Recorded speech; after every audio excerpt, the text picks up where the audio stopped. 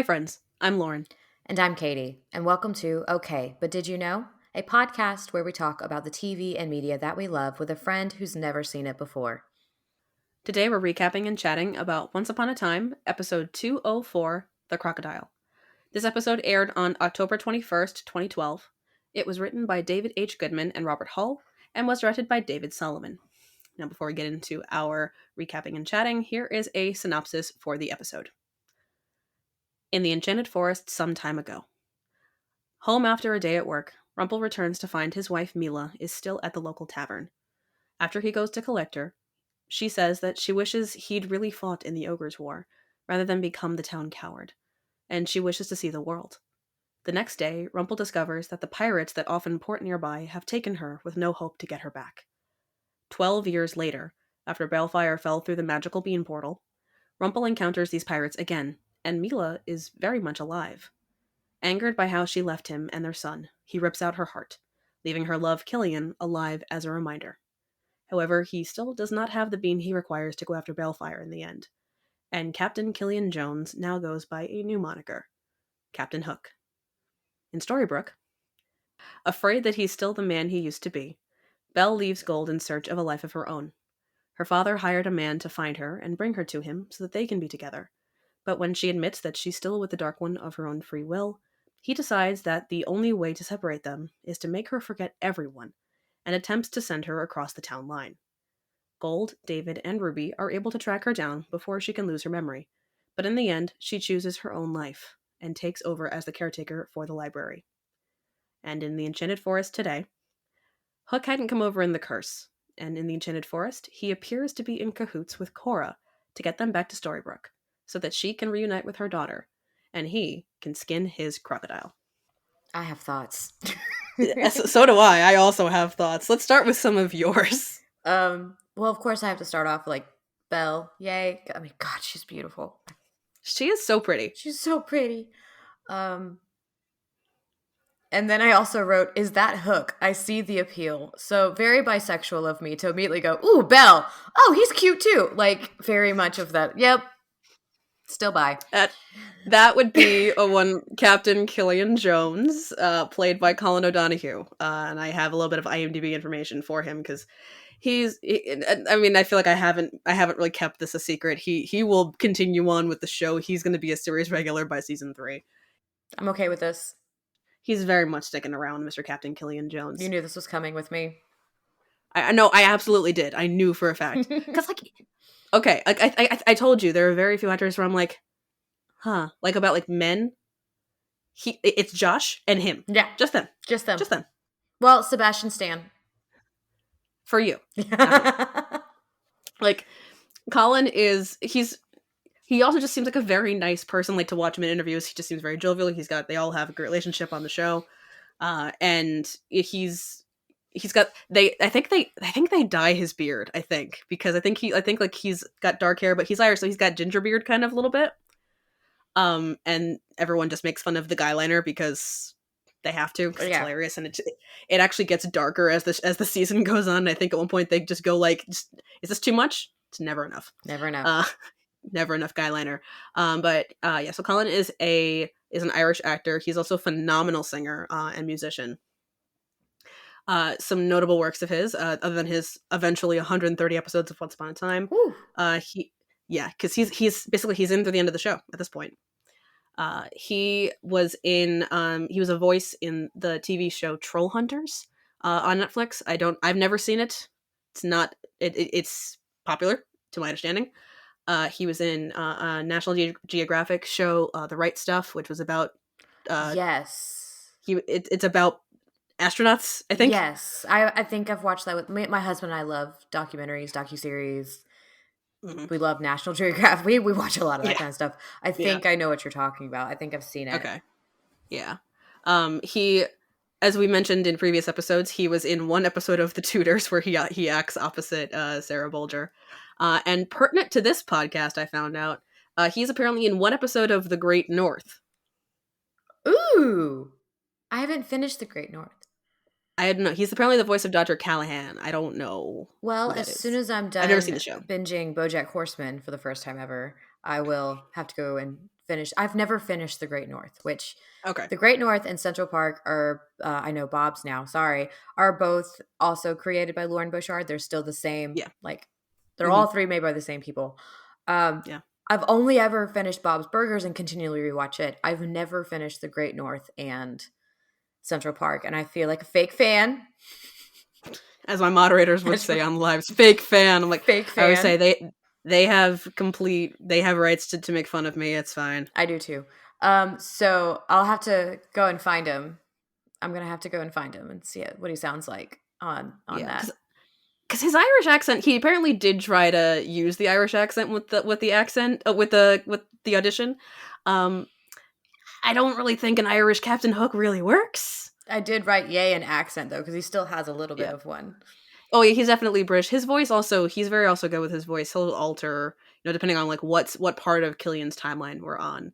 But Okay. he really was he was really very nervous when he found out that the role he was going for, because they don't always tell you what you're auditioning for with Once Upon a Time. Like sometimes they try and keep things a little secret. He was nervous about it because in his mind the best Captain Hook, and I love that this was his best Captain Hook, is Dustin Hoffman in Hook. Yeah. And like he's like, I don't really think anyone can top that performance. Like, I get it, but I think he does a great job, because Killian is really his own thing. So God, now I need to rewatch Hook and cry. I love that movie so much. I love that movie. I did see the foreshadowing, because I went, why are we paying so much attention to Charming's hands? And then of course later on it was like, oh, hands. Okay, never mind. On to the next thing. Yeah, that is extremely gratuitous shot of we're gonna stare at his hands real I was fast. like, why are we staring at his hands? This is not Pride and Prejudice. I all caps. Game of Thorns. You remember I told you Game of Thrones? I completely forgot about it. There's another small Game of Thrones reference in this episode that I only just picked up on recently that like made me a little bit mad. Okay. And it's the scene. It's with Rumple and Killian on the ship when he joined. It's the duel thing. He's like, I remember you from the bar. Well, it's always nice to make an impression. Where my manners, we've been formally introduced. Captain Killian Jones. Now, what are you doing aboard my ship? Well, you have my wife. Well, I've had many a man's wife. You see, we have a son, and he needs his mother. So you have a ship full of men who need companionship. Please, I'm begging you, let her go. Not much for bartering. That being said, I do consider myself an honourable man, a man with a code, so if you truly want your wife back, all you have to do is take her. Never been in a duel before I take it? Well, it's quite simple, really. The pointy end goes in the other guy. Go on, pick it up. A man willing to fight for what he wants deserves what he gets. So the pointy end goes in the other guy is a reference both to Zorro and to Stick 'em with the pointy end from Game of Thrones. I could definitely see it from Zorro, but I've never watched Game of Thrones. No, thank you. It's the one dragon thing that I'm just like, maybe not. It's fair. That's fair. I couldn't help it. But Mr. Gold did a lot of things with his hands in this episode. So at one point I just wrote, "May the Force be with you." I couldn't resist. That is, the end is very much the Force pulling the minecart back. And then when Belle says she's been a kept woman, I was like, yeah, no kidding. Like you. Yeah, that's an understatement of the century. I got very excited for the library. Literally wrote in all caps, "Yes, the fucking library!" Finally, the library will eventually open to the public, and it has very long operating hours for only having one staff member. I would like to know if you noticed the bookcases, though. I've never looked too closely at them. So one of them, like, because they're labeled by, I guess, what they are. I guess they're in a nonfiction area, but the one I did see said that the label was mental derangements as she's talking to Mr. Gold. That's good. I don't know how I picked up on that. I guess that's what happens when I watch it on my TV instead of my computer. Maybe. But yeah, that was gold. They put weird stuff on the books. At one point, there in season 4, someone's gonna be looking for a specific book, and he pulls something out, and he's trying to like, it's like some kind of like car technical manual, and like the blooper of it, like he's like messing up, and I think someone offside just says, "Just read it." He went, "Reading it, I can't even say it correctly." I have feelings about the crocodile. But the fact that he is the crocodile? Why? See, that's never anything that I had any issue with. I kind of like it, Kind of, honestly. I didn't. I mean, that's fair. We're not. I was We like, I can know he disagree on looks things. weird and he's scaly, but I don't know. Maybe I like Peter Pan too much, like the actual storyline of the actual crocodile. That is entirely possible. That might be what's doing it to me. You like Peter Pan a lot more than I do. Oh, I did say that at least the sword fighting is good. The sword fighting was actually good. They both did well. I didn't have to sit there and go, oh my God, what are they doing? It was good. Yeah, that's one thing is I understand that it's good form, obviously, to with sword fighting with these kinds of swords to use one hand. But the Mm-hmm. fact that Colin's arm is so bent, I'm like, that's practice for how he'll basically hold his arm for the entirety of the show. He basically has to hold his arm bent slightly so that his hands are kind of like his hand and the hook are kind of even. Yeah. Because he's still spoiler alert, Colin O'Donoghue in fact has two hands. I mean, there was a panel with actors that you haven't seen yet, but like they were asked at one point. This is from like 2015. They were asked what it was like working with Colin O'Donoghue, and one of them hadn't worked with him very well, like a lot in the show. So her response was just, and after like the two of them went down on rants about how he's like a lovely, wonderful person. He's a little, he's a little funny and mm-hmm. silly, but they talked about him, and she just went, and in real life he has two hands. It's the sincerity though of how she says that. It's like just that's what she had. That was her response. Is in real life he has two hands. It's adorable though. I mean, he does. And so, okay, so Milah. Yes. I get it from the standpoint of like she wanted adventure because I don't. Of course, they didn't take her. She left. She had to have left voluntarily, right? Like Yeah. that's Yeah, duh. absolutely. I mean, again, this is all that's all headcanon. We get no context, Yeah. but obviously she went voluntarily. But to leave her son. So this is the unpopular opinion that I have, and I'm going to explain it. I'm not trying to change your opinion because I had a feeling you and I are going to disagree on this because you are a mother and I am not. Fair. I'm going to explain where I come from with this, and I have written it down to make sure that I say this in the way that I mean to. Because I get a lot of flack for this online. It is what it is. Because people I understand, like, because my opinion is usually framed in the way of, in the realm of bad parents and Once Upon a Time, Milah doesn't even scratch my top 5. I mean, like, Snow and Charming. Compared to who we see on the show, like, truthfully, there's people that do much worse things. I mean, we just watched Mo try and make Belle forget who she is, so it's a fun time. Literally, kidnapping is not good parenting. Just say. Neither is abandonment. Neither is abandonment, but I'm gonna go. This is Okay. this stance that I come from. So I'm gonna read my thing. I don't think Milah is a particularly bad mother for leaving when she did. Yes, there are some theatrics when it comes to how Rumple found out that she'd gone. You can't always trust eyewitnesses, because there's someone that may have just seen Milah getting on the ship and she assumed she was being taken. That's its own thing. And obviously with his thing of, I have a ship full of men that need companionship, my headcanon with this is mostly, she probably just told him, say whatever you need to get him to leave. Mm-hmm. That would be my assumption. But she knew that she could not give Bae the stable situation he needed. As we see in the beginning, she's staying at the tavern a lot longer than she means to, because she's not in the most mentally healthy space. And she opted to leave him in a stable situation rather than maintain the level of uncertainty of whether she'd come home every night. Yes, on surface level, it is her leaving for her own happiness, and that's definitely part of it. And she admitted she let her misery cloud her judgment at the very end of the episode. But as we later see in other episodes, when Milah and Killian actually meet, or actually we see later in this season even, they planned on coming back for Bae when he was old enough. She did not plan on this being goodbye forever with her son. She wanted to leave him with someone she knew would love him and give him stability, which Rumple at the time would have. She didn't know everything else would happen, but she knew Rumple was a stable situation. She knew that she could not be part of that stable situation, and so she left. That's where I come from with this, but I understand that not everyone's going to see it the same way I am because we have different opinions. I may have to sit with that one. Yeah. Because, definitely as a mother, it's like I could never see myself leaving my kids behind for any reason. Exactly. But that's just the kind of mom I am. But she was already being a bit of a shitty mother anyways for never being home. She really, she wasn't exactly being the best mother to start out with. Like, we're going to see her character shift a little bit. She's only in 3 episodes, sadly.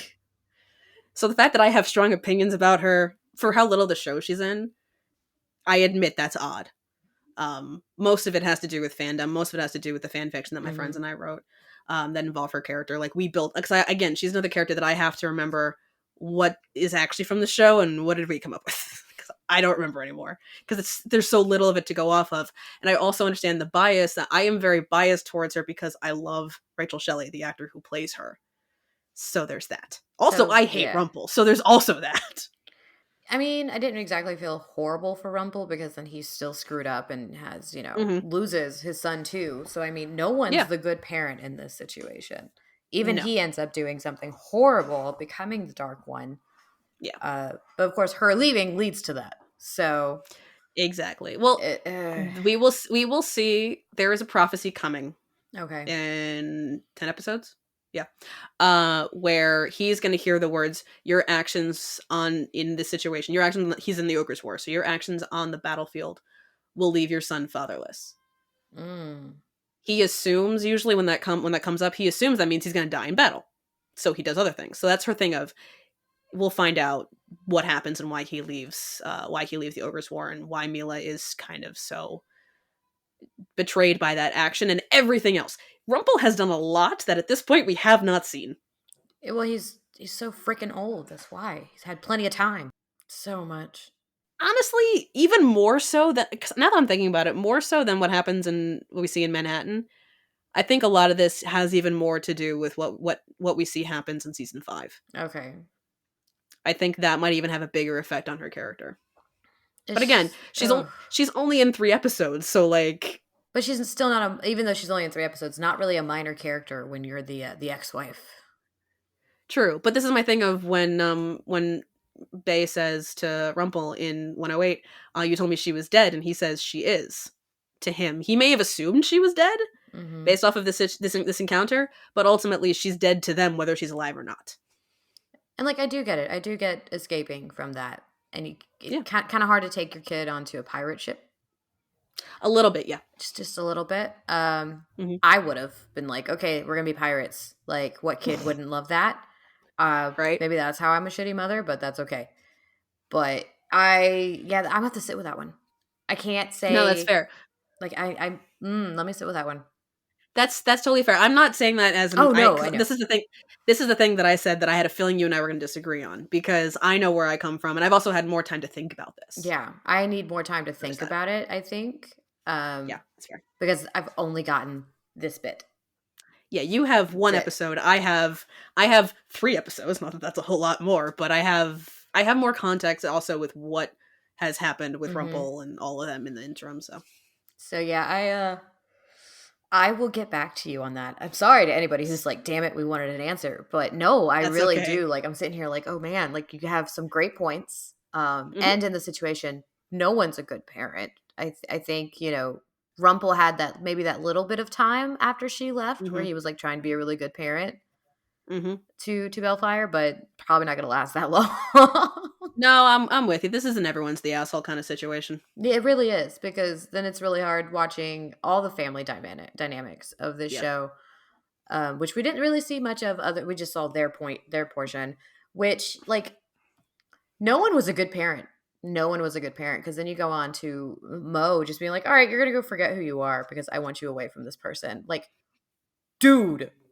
Even if it means you forget me too. Like, actually, how about no? How about you try and build a relationship with your daughter? And then at the end, when like they pull her, Charming pulls her out of the minecart, and they're both like, I'm here for you. I'm so sorry. And she's just, after what you just did to me? Fuck you. Uh-huh. And excuse you.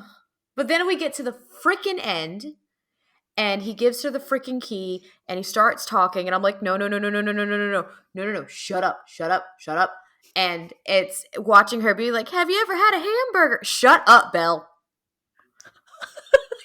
I may have yelled at my TV. Honestly, this makes me so happy. Like, don't go back to the fucker. Like I always say, the list of ships that I don't ship is a lot shorter than the ones that I do. Rumbelle is one that, like, again, I would prefer in fan fiction, if anything, because people find ways of making them the healthiest versions of themselves. Because, oh my god, the version of them on this show is actually aggravating to watch. It's so hard to watch. And she's just like, you're a coward. no hate if Rumbell is your favorite ship. I love that you love it. I'm very happy for you. Mm-hmm. I just don't. If you need more information, go back and listen to our first special. We speak so much on this. About opinions are opinions and no one's right or wrong.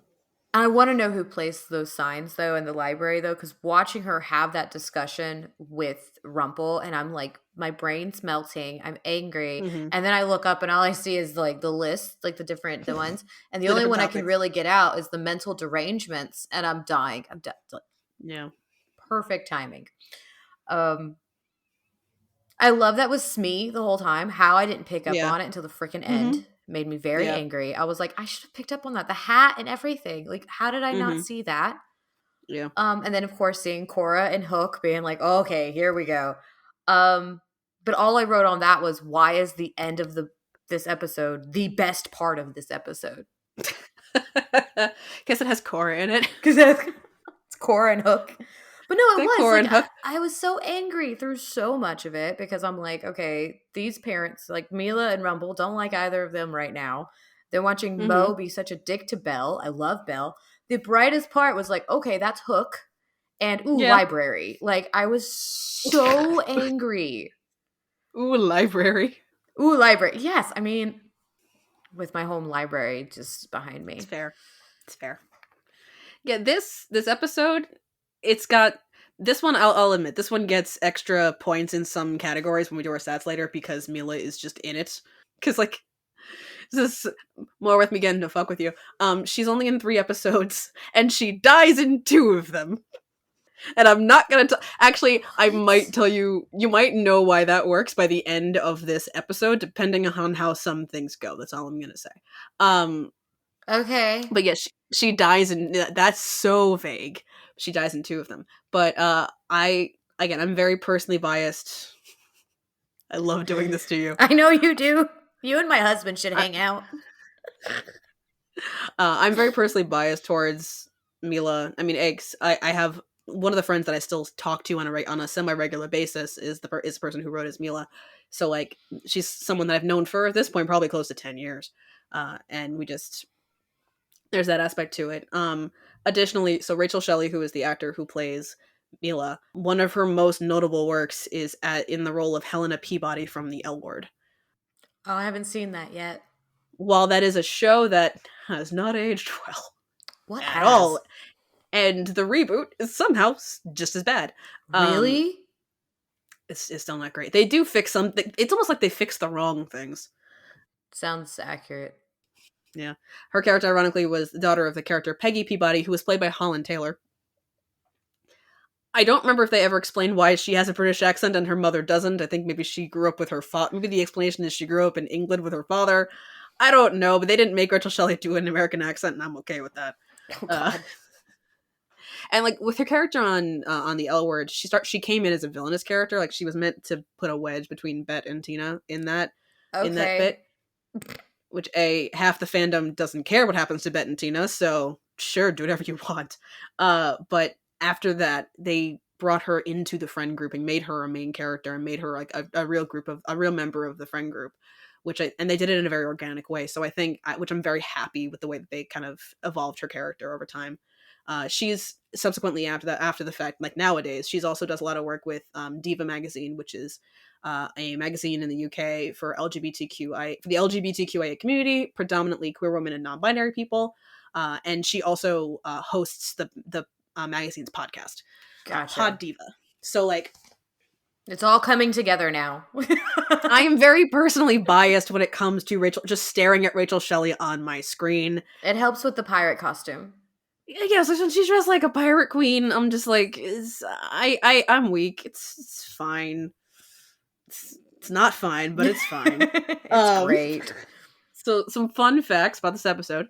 This is actually the very first episode where Jenny, Jen, and Lana do not appear at all. That was so weird, not having either.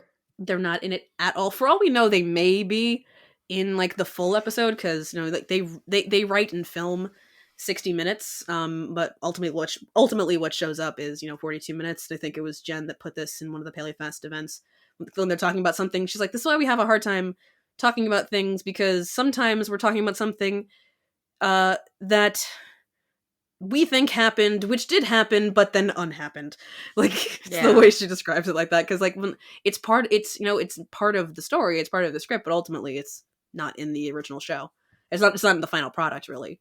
Apparently, I was yelling at my screen this time, or mentally, as I was watching this, as to, like, the thing about, like, they can leave, they can, go somewhere where he's not the village coward anymore, which is a fair thing to ask of him. And apparently, according to Eddie, the reason why he refuses to leave is, even though he's the village coward, is he's too afraid to leave his home village. Basically, he's even that more cowardly, like where he's being mocked and his family's being ridiculed, but he refuses to leave. I'm like, that's not a really good enough reason. Like, I'd be like, let's get the hell out of here. Let's go. What are you talking about? I get anxiety, but, like, still. So the ship, I don't know if they mentioned the name of the ship. No. In the episode. They will eventually. I was gonna make the stupid end of season 3 joke. It's the Jolly Roger. As it should be. As it should be, because that's the name from Peter Pan. When he gets drunk, he calls it the Raleigh Jodger. That's almost what I called it. I love that. Drunk Hook is hilarious. I cannot wait. But something that actually got taken out of the show, and again with some things that happened, it did happen, but unhappened, is more of the episode was going to focus on Milah's drawing. The house is filled with drawings of landscapes, and the understanding is that Milah is the artist in the family, so she was drawing, like, the understanding is she was drawing things based off of Killian's descriptions of these different places. But it has been confirmed that the drawing of Baelfire at the very end was drawn by Milah. Oh. So there is that. And she didn't take it with her? I mean, she had to make it look like she was being taken, so because that was the idea, so she kind of couldn't. But still don't like it. Same. I understand. My I highlighted one of my first notes was hello Milah. This is where a lot of personal points come from. Is just her being on my screen because Lauren has problems. Just one. That I'm okay with attractive people with British accents? Yes. Pretty much. That's basically it.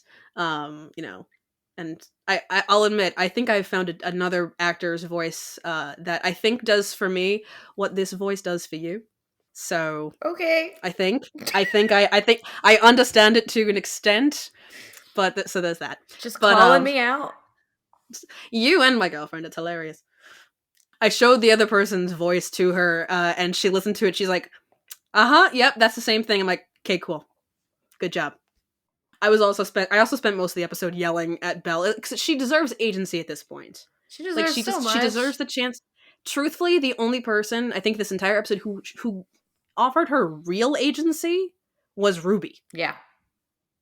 Like, Rumple is still kind of... It's not... I mean, it can be seen as selfless for him to give her the key to the library so she can live by herself and have agency, but it's still kind of under the guise of he's doing this basically to get in her good graces. Ruby is the only one who truthfully was like, you can stay here as long as you need to, as long as it doesn't matter. She's going to teach her how to eat the food of this world. And, like, were you enjoying the Red Beauty moments? Uh-huh. Just a little bit. Just a little bit. Tiny bit. It's like, was the flirting really necessary, Ruby? Absolutely it was. Yes, need more. More, please. Like, all of that. Yes. We'll see more of their dynamic, especially in, I think 207 is we're going to see more of their dynamic. Hey, that's not too far away. We're good. I'm good with that. No. That's Child of the Moon. That title makes sense.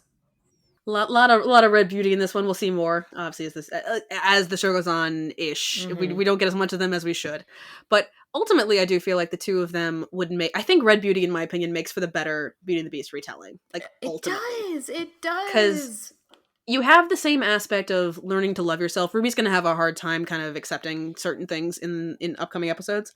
That I think Belle would be a good helpful reminder of, like, loving all parts of yourself so that you can, open up to others and stuff like that. You've got that aspect of it, which I think is the more important aspect of it and not the kidnapping and Stockholm Syndrome. Yeah. That's not the important part of it at all. But that's kind of the part that most romance authors latch onto. I've noticed. Most Beauty and the Beast retellings really focus on the wrong aspects of the story, but it's fine. I'd like to find one that doesn't. I will say, mine, Save It Out Loud, Save It Out Loud, Say It Out Loud, um, has elements of a Beauty and the Beast retelling, and it is the learn to love yourself and let yourself love others, and Okay, I'm not the happy. kidnapping and Stockholm Syndrome. Because then I can annoy the author. You can. The author won't have any more stories in this realm, though, unfortunately. Oh, well, that'll change. Are you sure about that? I Yes. got other stuff I gotta work on. Me too! I'm already planning on turning one of them into a 3-book trilogy. I don't know if I can do that for everything else. Okay, just for me then. Just maybe for you. Maybe. So, I do actually want to talk about... So, Killian as the show... He's a pirate. Yes. He wears dark colors. I do like the red vest he wears in the second half of the flashbacks. Fandom has dubbed that the red vest of sex. Accidentally going into a yawn as you say that was not... I'm so sorry. No. Fine. I'm a mother. That's all. It's fair. But yeah, that's our red vest of sex. We love it. And I like that. It's a good time. It looks good on him. So we'll see that more as the show goes on. So my thing with Killian is, he falls into the thing of, like, because something they say a lot on the show is that villains don't get happy endings, and he puts himself in that category a lot. My thing with him is, you'll have more an opinion probably as the show goes on. He's not really a villain in the traditional sense, because he's a villain. The story that he would be considered a villain in is Rumple's story. Yeah. If you consider, so it's like, my thing with him is, and he's a pirate. He's gonna pretty much just align himself with whoever is gonna get him where he wants to go eventually. So he's not really a villain or a main antagonist of the show. He's just anti-hero because pirate. Yeah. I was gonna say, that's just like, pirates are... Some are even like a vigilante point. But like, pirates are like, not inherently evil? We'll see in season 3 why the pirate happens. And honestly, I'm on his side, personally. Yeah. So, I get it. Like, pirate, he's anti-hero. He's morally gray. We're not saying he's a pure as heart hero here. But he's not really a villain. He's just dark because pirate and eyeliner. But I like morally gray better. I think he's more interesting this way. He's got a lot going for him right now. Like, he's a very interesting character. The example I like to use for that, because, I used to really love MCU, not as much now, was I would still choose Bucky over Captain America. Captain America is very much hero. Mm-hmm. But Bucky's morally gray, so... Yeah, he's got other stuff going for him. Can't be all good. No, exactly. So that's my thing with Killian. And I say this a lot. I'm like, people say, like, the characters getting their happy endings, and why it seems like Killian can get his more easily than other characters, which I do agree. As we see, he does kind of get what he's going for a lot quicker. Well, I think it's because he's pirate. My thing is, like, because he's not actively a villain really against these characters, because he will work with anyone. He really is he's just selfish and will work with whoever will get him where he wants to go. So, like, other characters that actively do stuff against our heroes, I get that their redemption takes time. He is just, he's kind of like, oh, are you gonna get me there faster? Okay. Oh, maybe. Oh, I don't know. We'll find out. So he's really not, he's disloyal. he's morally gray. He's not above cutting somebody, just get what he wants. But at the end of the day, I don't see him necessarily as a villain in the same sense. Well, which is a hard thing to kind of get people to understand. I like him. That's all that matters. He's scruffy. He's scruffy. As you know, I like scruffy. I do. And this will lead us into the other story time that I had planned for this episode, because the last scene right before Milah dies, R.I.P. The first time.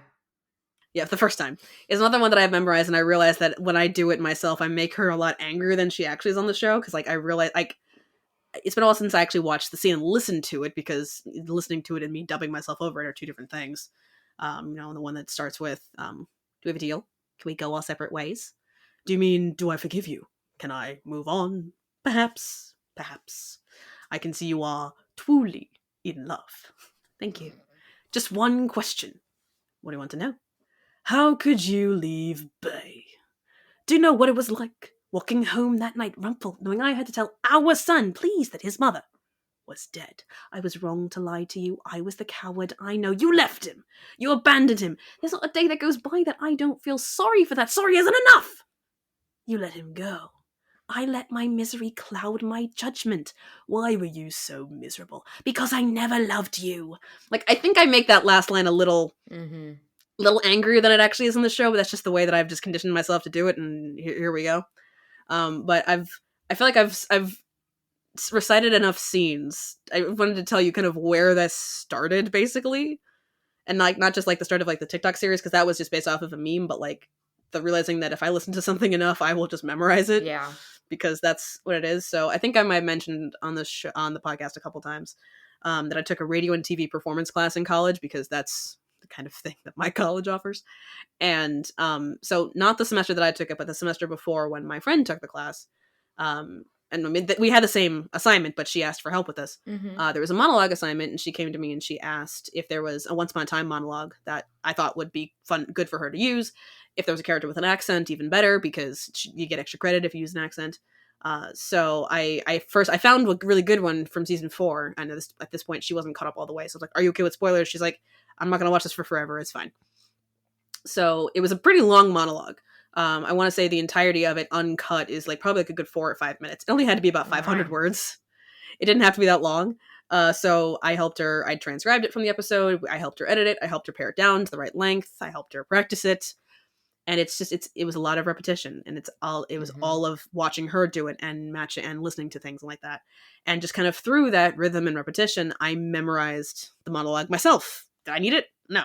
And then when I took the class the next semester, I did a different one, because we thought it would look weird if two people 2 semesters apart or 1 semester apart did the same exact one. Did the same mildly obscure monologue. Like, there are some that people just find all the time, but this is mildly obscure. So I did one from Grey's Anatomy instead. Very happy with it. It did well. Which one? But it was Arizona Robbins when she talks to Callie's dad and talks about. Oh yeah. I think I can still do it. Hang on. That was a good one. Here's Grey's Anatomy monologue time. Now, most people think I was named for the state, but that's not true. I was named for a battleship, the USS Arizona. My grandfather was serving on the Arizona when the Japanese bombed Pearl Harbor, and he saved 19 men before he drowned. Pretty much everything my father did his entire life was about honoring that sacrifice. I was raised to be a good man in a storm, raised to love my country, and protect the things I love. So when my father, Colonel Daniel Robbins of the United States Marine Corps, heard that I was a lesbian, he said he only had one question. I was prepared for, how fast can I get the hell out of my house? But instead, he said, "Are you still who I raised you to be?" My father believes in country, the way that you believe in God.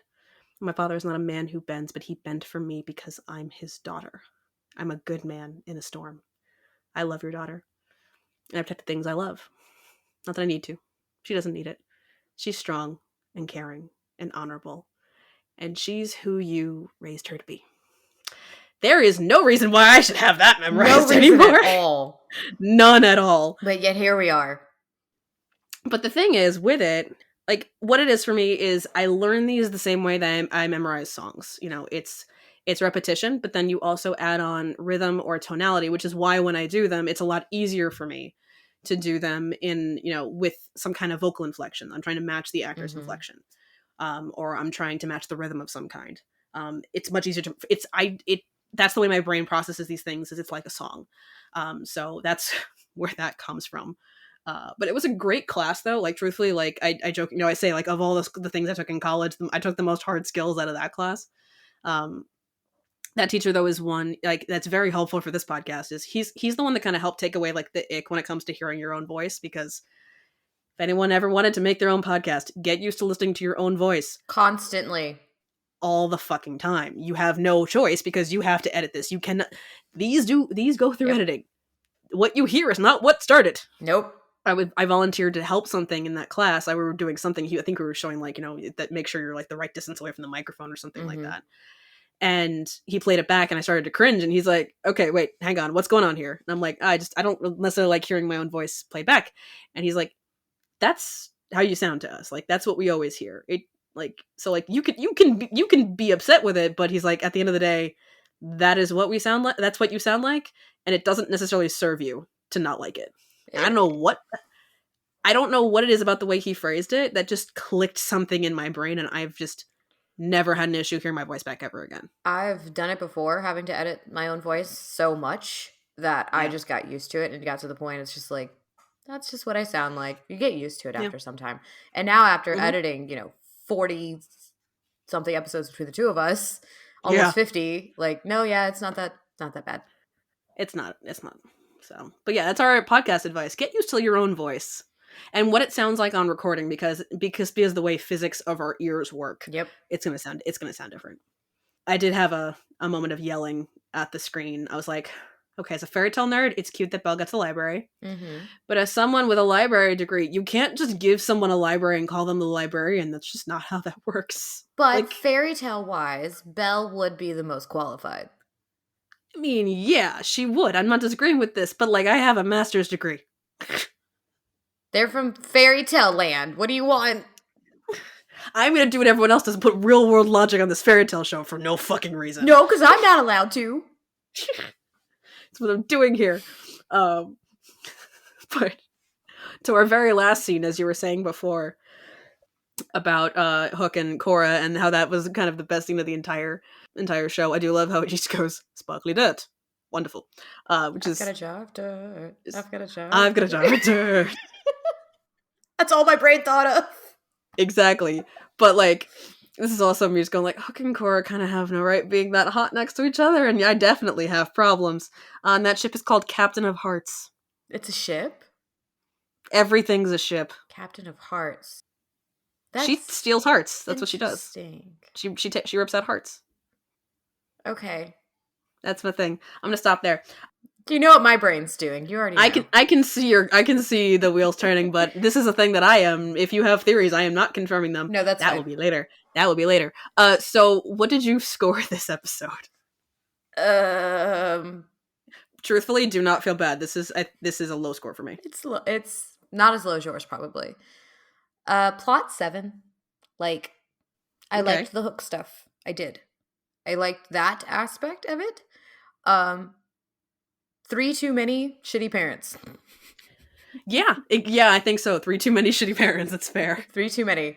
So for character, I only give it 5 because I was like, "Fuck you, Mo. Fuck Rumple."